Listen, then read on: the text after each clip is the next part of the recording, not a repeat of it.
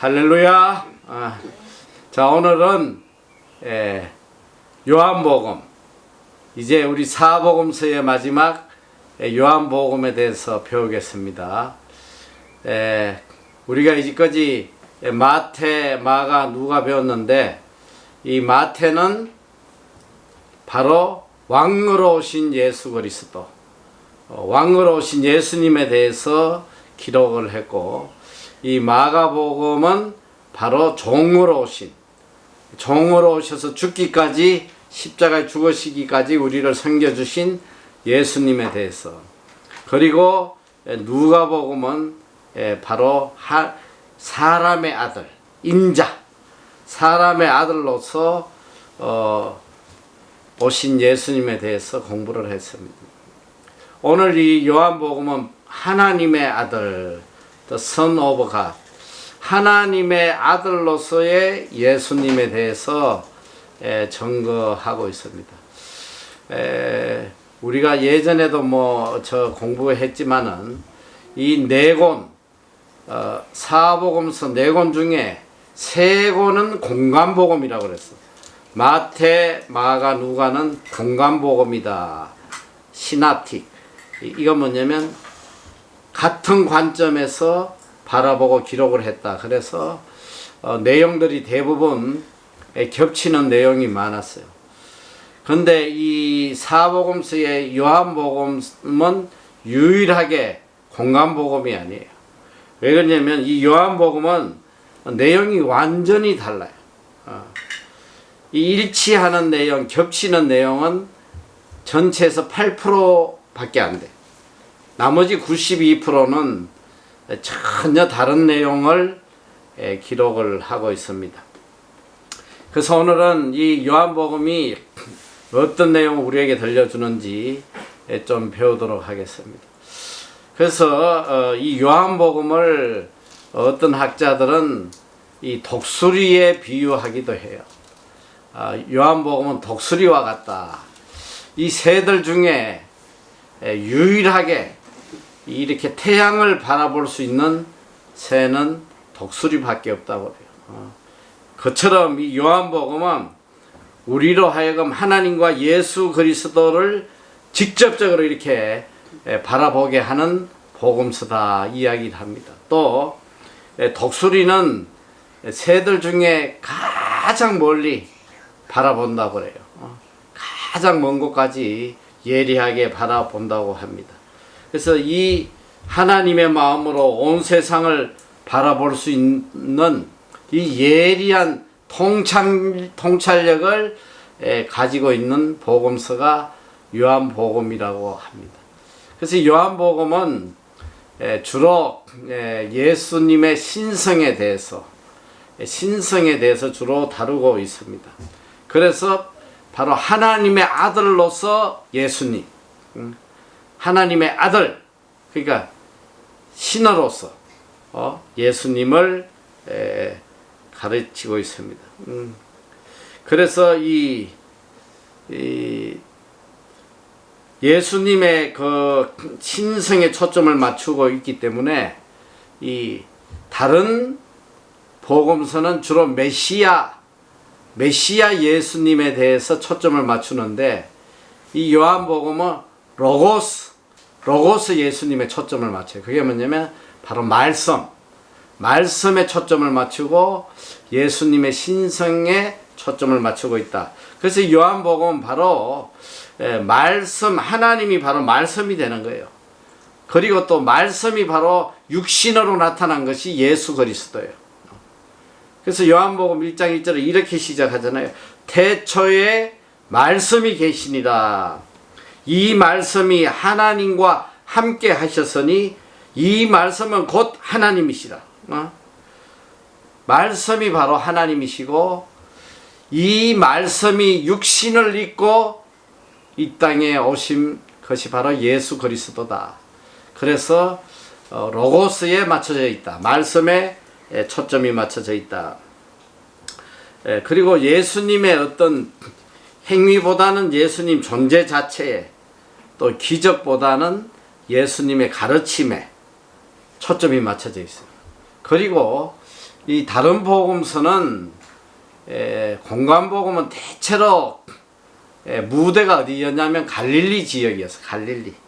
갈릴리에서 사역하시다 잠깐 예루살렘에 좀 다녀오시는 요 짧게 기록되어 있는데, 이 요한복음은 갈릴리는 잠깐 다녀오시고 모든 사역의 중심이 예루살렘에 집중되어 있다.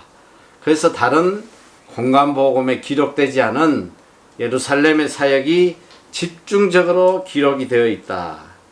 그리고 이 요한복음은 바로 말씀으로 오신 예수 그리스도의 신성에 대해서 초점을 맞추고 있기 때문에 육신으로 인간의 몸을 입고 오신 예수 그리스도의 생애에 대해서는 언급을 하고 있지 않아요. 모든 공관복음에서 언급하고 있는 예수님의 탄생, 또 예수님의 세례, 또 시험 받는 것, 또 최후의 만찬, 겟세마네 동산의 기도, 또 성천, 이런 것에 대한 내용이 없어요. 그런 내용이 전혀 기록이 없다. 그리고 정말 놀라운 것은 이 요한복음에는 예수님의 비유가 하나도 없다는 거예요. 예수님은 비유로 말씀하시는데, 많은 비유로 말씀을 하시는데 요한복음에는 비유가 없다. 그리고 이제 예수님은 이 사역이 이제 예루살렘에 초점을 맞추다 보니까 예수님이 예루살렘에 항상 가시던 때가 있어. 그때가 언제인지 아는 사람. 내가 지금 입모양 보면 다 알아. 예수님이 항상 예루살렘에 가신 때는 6월절에 가신 거예요. 6월절에 맞춰서 갔어요. 그래서 요한복음에서만 유일하게 3번의 6월절에 대해서 기록을 하고 있어요. 세 번이나 6월절에 대해서 기록을 하고 있다. 이 요한복음은 말 그대로 요한복음이에요. 이 요한이라는 이름의 뜻은 바로 하나님의 은혜라는 뜻이야. 하나님의 은혜. 여러분이 이제 이 요한복음은 요한이 지었는데, 이 지금까지 4권의 복음서와 확연히 다른 저자에 대해서 확연히 다른 내용이 뭘까? 아는 사람. 응? 다 꿀먹은 벙어리들만 앉아있구나. 자, 이제까지 이 사복음서가 다 예수님의 행적에 대해서 기록하고 있지만, 지금까지 우리가 배웠던 세계 공관복음의 저자는 예수님과 무관한 사람들이에요. 예수님 시대에 있던 사람들이 아니야. 예수님의 제자도 아니고. 그런데 오늘 요한복음은 바로 예수님의 12제자 중에 한 명인 요한이다. 요한은 누구냐? 바로 세베대의 아들 야고보와 요한. 그 중에 이제 이 요한이에요.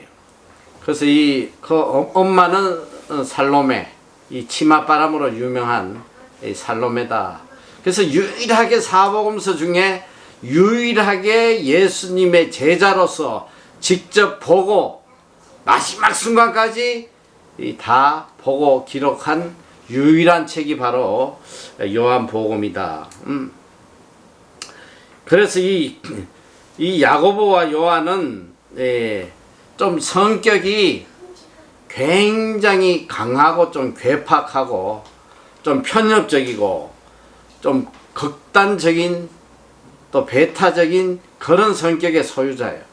그래서 보면 예수님이 사마리아 땅을 지나갈 때에 그들이 예수님을 영접하지 않는다고 그 자리에서 그냥 불을 내려가지고 다 태워 죽여버려야 된다고 막 이런 그런 좀 과격한 IS 비슷한 그런 과격 분자들이.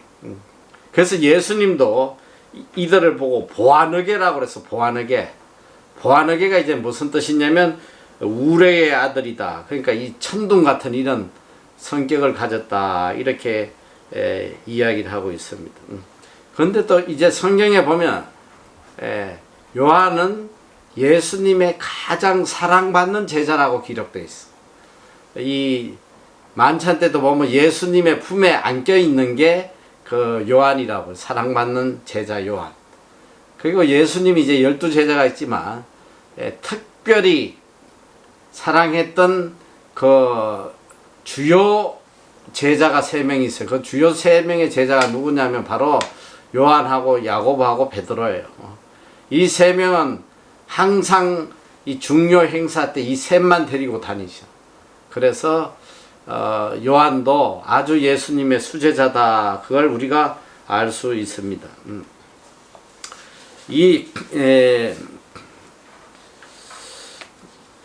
그리고 이제 성경에는 보면 또 이 예수님의 제자 중에 베드로와 야고보와 요한을 교회의 기둥이라고 이야기해요. 그러니까 초대 교회를 이끌어가는 기둥의 역할을 한 사람들이 바로 이 3명의 사도다. 그래서 갈라디아서 2장 9절에 보면 또 내게 주신 은혜를 알므로 기둥같이 여기는 야고보와 게바와 요한도 나와 바나바에게 교제의 악수를 하였으니, 이렇게 기록이 되어 있습니다. 그러니까 이 교회의 기둥이 바로 베드로, 야고보, 요한이다.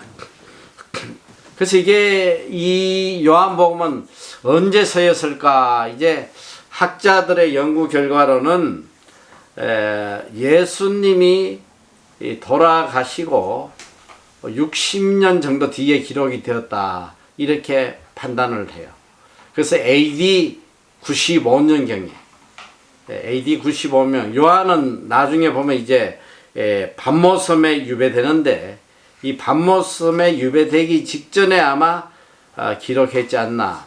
그런데 요한은 또 한 가지 참 예수님의 수제자라고 할 수 있는 이유가, 이 요한이 나중에 그 에베소에서 목회를 하는데, 이 에베소에서 목회를 할 때에 예수님의 어머니 마리아를 모시고 목회를 했다고 그래요. 끝까지 예수님의 어머니를 돌봤던 제자가 바로 요한이다. 그래서 이 요한복음의 배경은 아까도 이야기했듯이 대부분이 예루살렘에 집중되어 있습니다. 물론 이제 예수님이 세례 받으시는 요단강이라든지 또 이런 갈릴리, 이적을 행하신 갈릴리, 또 사마리아, 이런 것들이 잠깐 나타나긴 해도 전체적인 사역의 중심지는 예루살렘으로 기록이 되어 있다. 자, 이 요한복음에만 기록된 거, 다른 공간복음에 나오지 않고 요한복음에 기록된 것이 6가지인데, 자, 첫째는 뭐냐면 이 갈릴리 가나 혼인잔치에 포도주 만든 거. 이 예수님이 첫 번째 행하신 기적인데, 요것은 요한복음에만 기록이 되어 있어요. 그리고 둘째로 니고데모가 예수님을 찾아오는 거, 그래서 중생에 대해서 가르치는 장면도 요한복음에만 있다.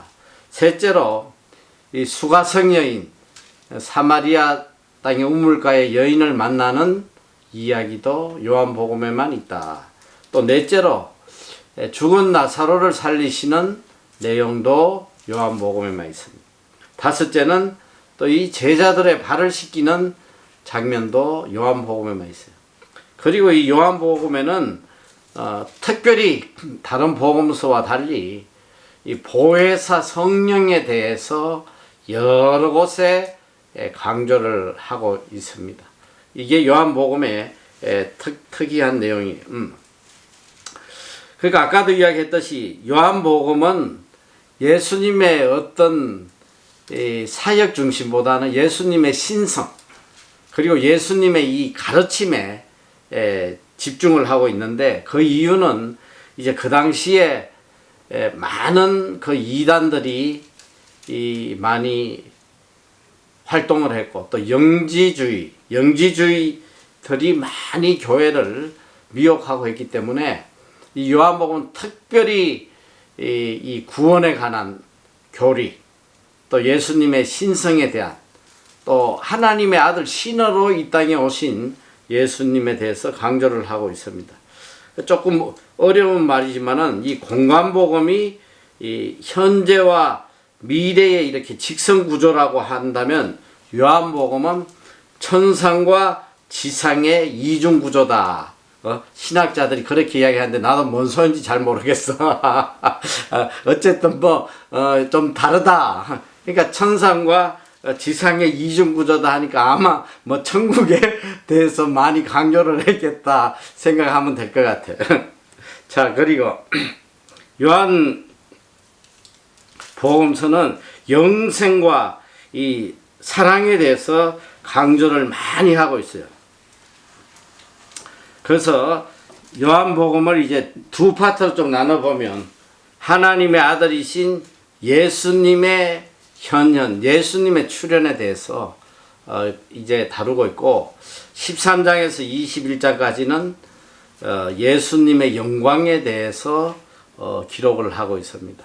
그래서 뭐니 해도 이 요한복음의 핵심 구절은 바로 요한복음 3장 16절이에요. 자, 하나님이 세상을 이처럼 사랑하사 독생자를 주셨으니 이는 저를 믿는 자마다 멸망치 아니하고 영생을 얻게 하려 하심이니라. 이게 요한복음을 한 구절로 압축해 놓은 거예요. 전체를. 하나님이 세상을 이처럼 사랑하사. 어떻게 이처럼 사랑한 게 뭐냐? 바로 독생자 예수 그리스도를 십자가에 죽게 하기까지 우리를 사랑하셨다는 거예요. 우리를 멸망치 아니하고 영생을 얻게 하기 위해서. 이게 바로 요한복음의 전체 핵심적 내용입니다. 그게 요한복음의 또 하나 특징은 뭐냐면 아버지. 이 아버지에 대해서 아주 집중적으로 이야기를 하고 있어요. 하나님 아버지에 대해서. 이 하나님 아버지가 어떤 분인가에 대해서 많이 강조를 하고 있습니다. 하나님 아버지라는 단어가 무려 130번 이상 나옵니다. 그리고 이제 1장 18절에 보면 예수님을 어떻게 소개하냐면 아버지의 품 안에 안겨있는 독생자다 이렇게 표현을 하고 있어요. 그래서 1장 18절에 보면 본래 하나님을 본 사람이 없으되 아버지 품속에 있는 독생하신 하나님이 나타내셨느니라. 바로 하나님 품에 있는 예수 그리스도에 대해서 이야기를 하고, 또 이게 원래 아버지라고 하는데 이 아바는 아람어로 아람으로 아바라고 그러는데 이게 뭐냐면 바로 아버지라는 뜻이에요. 그러니까 우리가 하면 좀 한국말 하면 아빠, 조금 아버지보다 조금 편안한, 그래 아빠 아버지 뭐 이렇게 생각하면 되지 않겠나 싶어요. 그리고 계속 이 모든 예수님의 모든 가르침이 어디에 집중되어 있냐면 아버지께 초점이 맞춰 있어요. 요한복음. 자, 14장 6절 우리가 너무 잘 아는 거잖아. 내가 곧 길이요 진리요 생명이니 나로 말미암지 않고는 아버지께로 올 자가 없다. 궁극적으로 아버지에게 초점이 아버지께로 올 자가 없다. 그래서 요한복음은 이 아버지에 대해서 강조를 많이 하는데 심판자이신 아버지가 아니라 우리를 이렇게 용서하고 보다듬고 언제나 사랑하시는 그런 따뜻한 아버지로서 하나님을 소개하고 있습니다. 그리고 이 요한복음의 이게 특이한 점은 이 기적이라고 표현하지 않고 예수님이 행하신 것을 다 표적이라고 이야기하고 있어요. 이 표적이라고 이야기하는 내용 자체가 이게 기적적인데 이걸 표적이라고 이야기하는 데는 아마도 예수님이 하나님의 아들이심을 이 사역이 증거한다는 의미로 표적이라고 사용한 것이다. 이렇게들 이야기합니다.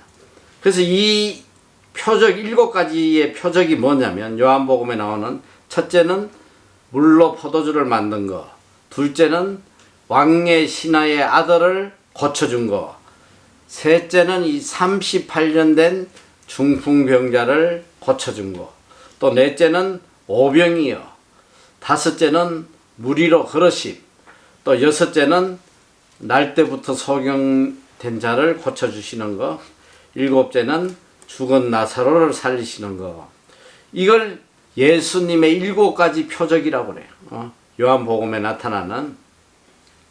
그래서 이 표적은 뭐냐면 바로 표적이라는 거는 내가 행하는 게 아니고 이 행해진 거를 증거하는 거기 때문에, 그래서 예수님이 하나님의 아들이시고 예수님을 보내신 이가 하나님이시라는 것을 강조하는, 그러니까 이 모든 초점이 아버지인 하나님에게 초점이 맞춰 있어요. 그래서 우리가 요한복음은 바로 하나님의 아들인 예수를 증거하고 있다, 이렇게 이야기를 했습니다. 그리고 이제 예수님께서 이런 표적을 행하신 이후에는 그 표적에 대한 설교를 하세요. 그 표적의 의미를 또 가르쳐 주세요. 자, 예를 들면 오병이어를 행하신 뒤에는 단순히 오병이어를 행한 기적적인 사건에 딴 데는 공관복음이나 이런 데는 그 오병이어의 기적의 사건에 초점이 맞춰져 있는데, 요한복음은 쉽게 이야기하면 그걸 표적을 통해서 들려주는 메시지를 전달하는 거야. 이게 무슨 의미인가? 자, 오병이어를 이야기하시고는 바로 어떤 설교를 하시냐면 내가 곧 생명의 떡이라는 거. 이 생명의 떡의 이야기에 대해서 이야기를 해요. 그리고 그 다음에 소경을 치료하신 후에는 뭐냐면 내가 곧 세상의 빛이다. 이걸 또 설명을 하는 거예요. 그리고 죽은 나사로를 살리신 후에는 내가 바로 생명이요 부활이다. 이 부활에 대해 설명하는.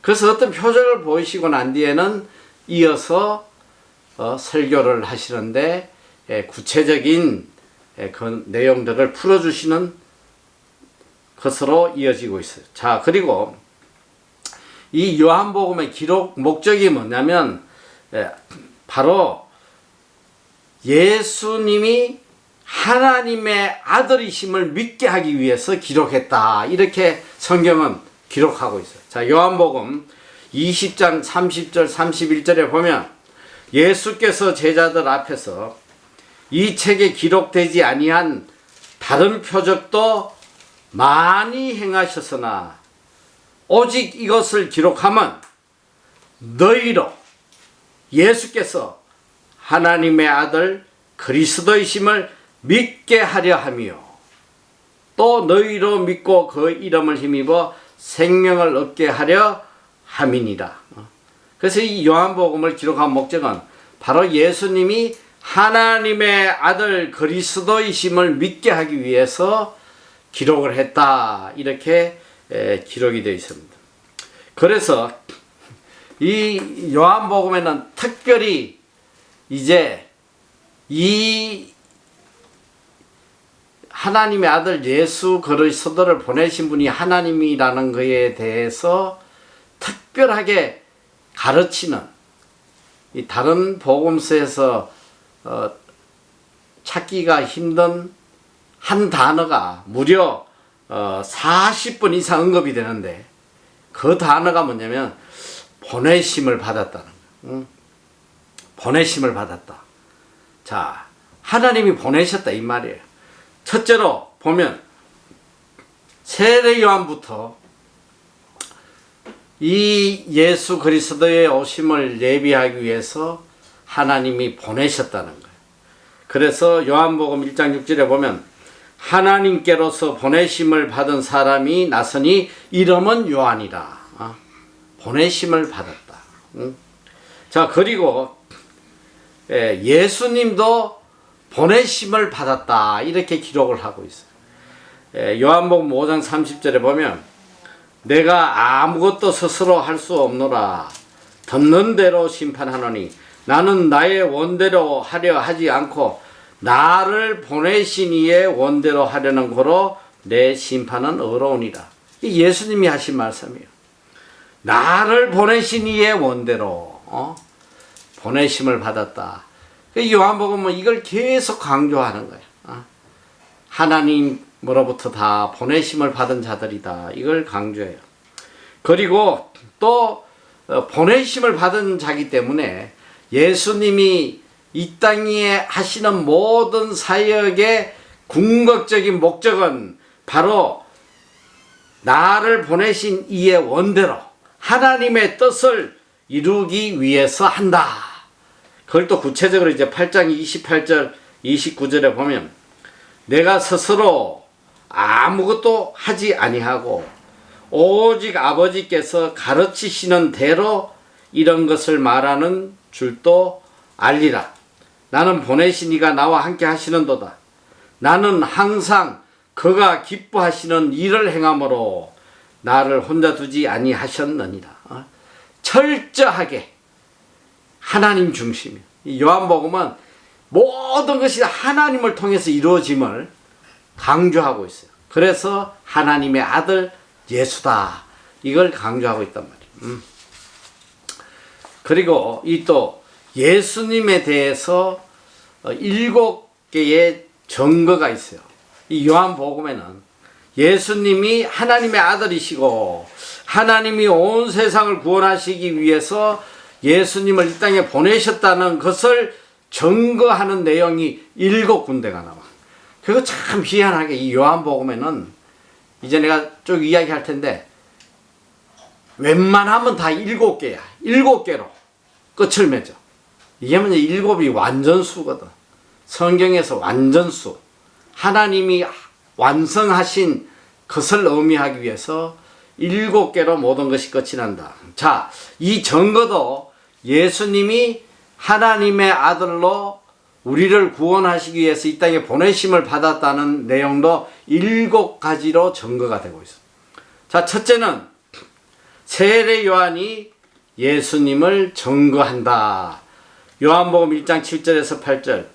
저가 증거하러 왔으니 곧 빛에 대하여 증거하고 모든 사람으로 자기를 인하여 믿게 하려 함이라. 그는 이 빛이 아니요 이 빛에 대하여 증거하러 온 자라. 이 세례 요한을 통해서 첫 번째 증거를 가르치고 있습니다. 둘째는 모세가 예수님을 증거했다. 이렇게 돼 있어요. 요한복음 5장 46절에 모세를 믿었다면 또 나를 믿었으리니 이는 그가 내게 대하여 기록하였습니다. 모세가 예수님을 증거하기 위해서 기록을 했다는 거예요. 그리고 셋째는 예수님의 제자들이 예수님을 증거하고 있어요. 요한복음 15장 27절. 너희도, 이 너희는 이제 제자들이야. 너희도 처음부터 나와 함께 있었으므로 증거하느니라. 이 제자들이 예수님과 함께 있는 이 사실이 다 증거가 된다. 그리고 네 번째, 하나님 아버지가 친히 예수님을 증거하세요. 요한복음 5장 37절. 또한 나를 보내신 아버지께서 친히 나를 위하여 증거하셨느니라. 너희는 아무 때에도 그 음성을 듣지 못하였고 그 형용을 보지 못하였으며 아버지께서 친히 나를 위하여 증거하셨다. 자, 그리고 다섯 번째는 성령께서 이것을 증거하고 계신다. 요한복음 15장 26절. 내가 아버지께로서 너희에게 보낼 보혜사 곧 아버지께로서 나오시는 진리의 성령이 오실 때에 그가 나를 증거하실 것이요. 진리의 성령님이 나를 증거한다. 자, 여섯째는 바로 성경이 예수님을 증거하고 있다네. 성경이 요한복음 5장 39절. 너희가 성경에서 영생을 얻는 줄 생각하고 성경을 상고하거니와 이 성경이 곧 내게 대하여 증거하는 것이로다. 바로 성경이 예수님을 증거해. 마지막 7번째는 예수님이 하시는 일 자체가 예수님을 증거한다고 했어요. 요한복음 5장 36절. 내게는 요한의 증거보다 더 큰 증거가 있으니 아버지께서 내게 주사 이루게 하시는 역사, 곧 나의 하는 그 역사가 아버지께서 나를 보내신 것을 나를 위하여 증거하는 것이요. 예수님이 이 땅에 사신 모든 역사들이 바로 예수님이 하나님의 아들이라는 것을 증거하는 것이다. 그래서 이 요한복음은 오직 예수님이 하나님의 아들이다. 하나님의 아들. 그리고 우리를 구원하기 위해서 오신 구원자다. 이걸 강조하기 위해서 기록이 되어 있다. 그리고 이 요한복음에만 있는 아주 특별한 것이 있습니다. 이것도 7개예요.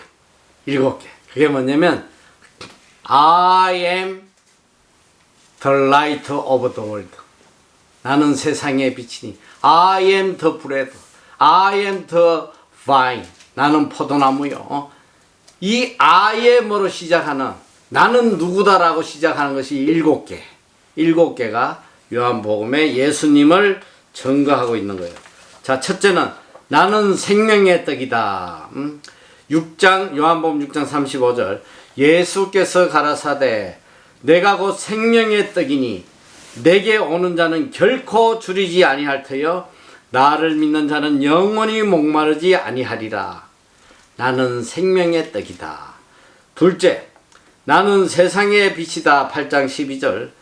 예수께서 또 일러 가라사대 나는 세상의 빛이니 나를 따르는 자는 어두움에 다니지 아니하고 생명의 빛을 얻으리라.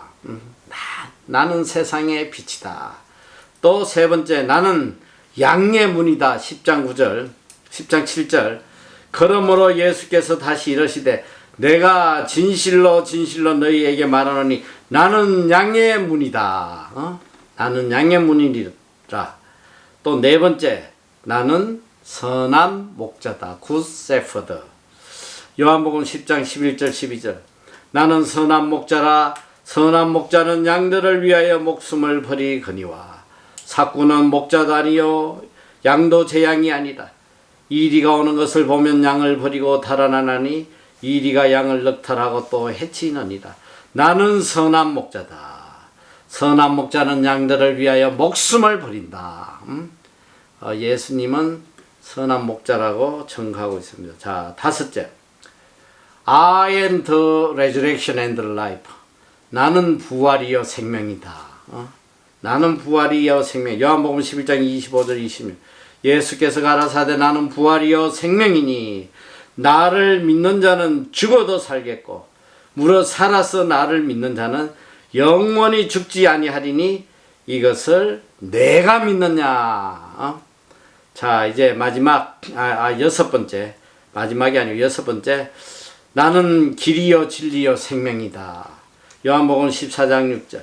예수께서 가라사대 내가 곧 길이요 진리요 생명이니 나로 말미암지 않고는 아버지께로 올 자가 없느니라.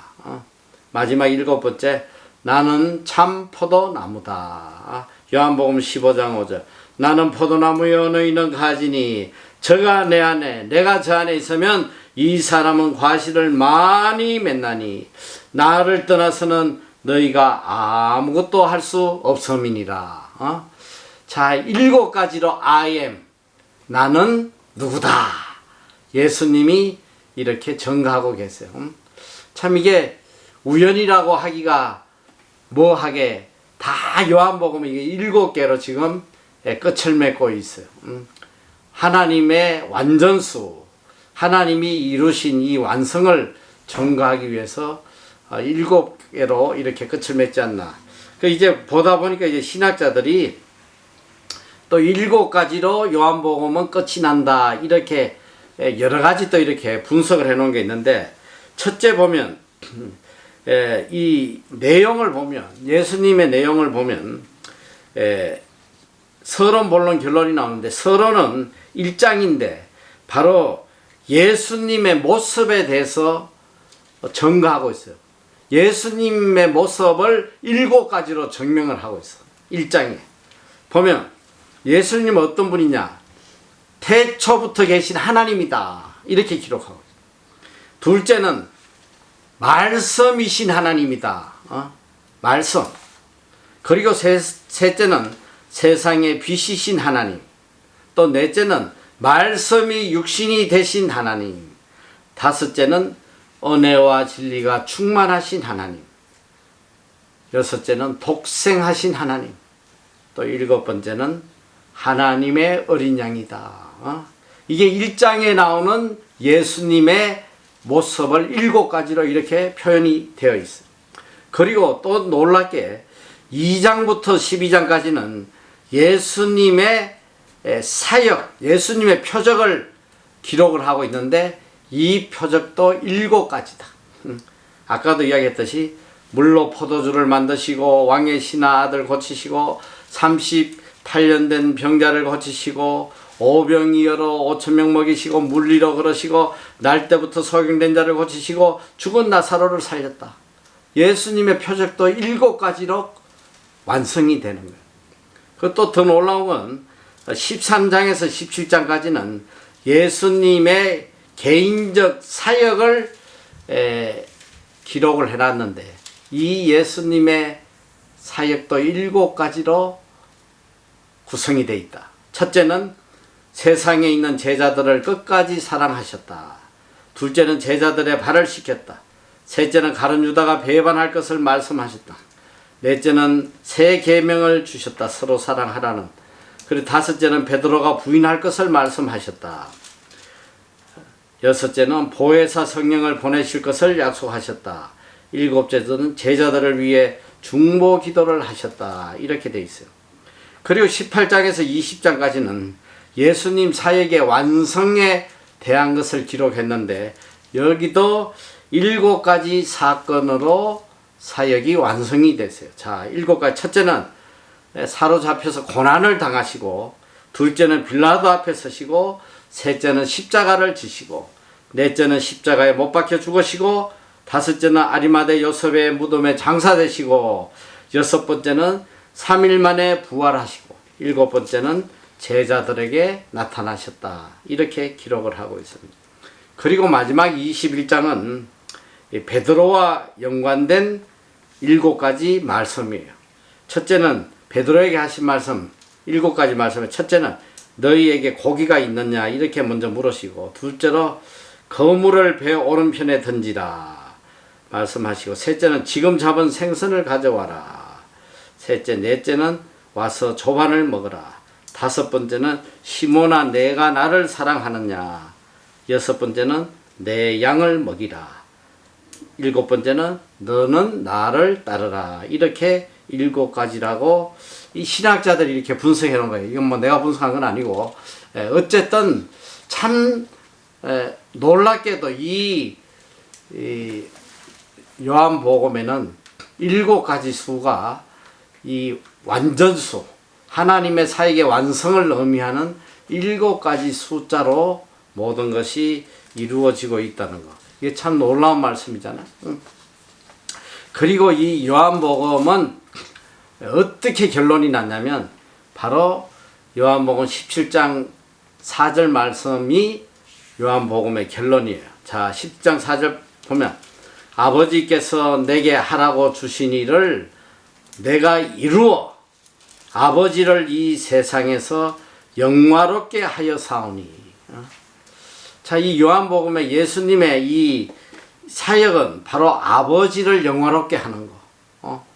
예수님이 이 땅에 오신 목적이, 또 이 땅의 사역의 모든 궁극적인 목적이 아버지를 영화롭게 하기 위함이다.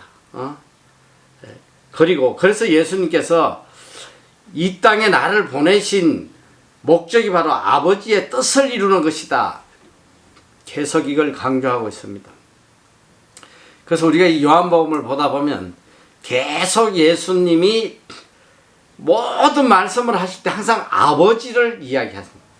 아버지의 뜻대로, 아버지가 시켜서, 또 아버지를 영화롭게 하고, 아버지를 기쁘시게 하고, 그러니까 아들로서, 하나님의 아들로서 아버지의 말씀에 순종하여 하나님의 뜻을 이루어가는 이 내용이 바로 요한복음 내용이다. 그래서 이 요한복음을 이제 이 대충 내가 내용을 요약해 줬는데 이걸 마음에 새기고 읽어야 돼요. 하나님의 아들로 오신 예수 그리스도께서 이 땅에서 구원을 이루어 가시는 이런 양을 찾아서 이들을 구원하고 또 하나님의 뜻을 이 땅에 이루어가는 그 사역을 감당하신, 그리고 또 예수님이 이 땅을 떠나신 이후로 그 사역을 보혜사 성령에게 인계하셔서 이제 보혜사 성령이 이 땅에 와서 진리의 성령님이 이 사역을 계속 이어갈 거라는 그 내용으로 구성이 되어 있습니다. 그래서 오늘부터 또 여러분이 이 요한복음 오늘 배운 내용을 잘 가슴에 품고 계속 말씀을 묵상하기를 바랍니다. 자, 그래서 요한복음 여기까지 하고 기도하고, 오늘 또 영상이 조금 길기 때문에 영상도 또 열심히 잘 듣기 바라요. 자, 기도하고 마치겠습니다. 사랑의 하나님 감사합니다.